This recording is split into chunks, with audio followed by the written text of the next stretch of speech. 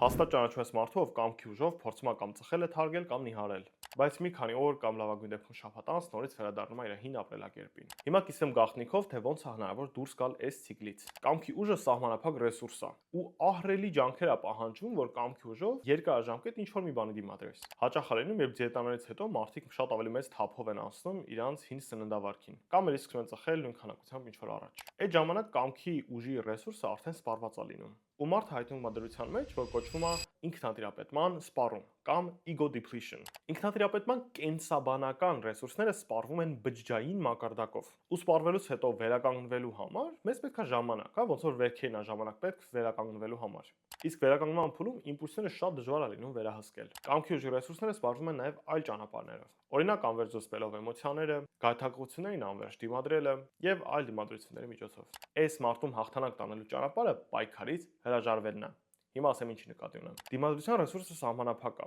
բայց եթե փոխես սեփական ինքնության ընկալումը, օրինակ ծխողից, ով թարգման ծխելը, դեպի անծուխ ապրելակերպով մարդ, քո ինքնության ընկալման մեջ այլևս դիմադրության կարիք չի լինի։ Քանի որ եթե չծխող մարդ ես, կարիք չունես պայքարելու ծխելու ցանկության դեմ։ Չծխող մարդը չունի այդ ցանկությունը։ Իսկ մտածել ես քո բարեկարգ ինքնությունը ստեղծելու տեսլականի մասին։ Կուզես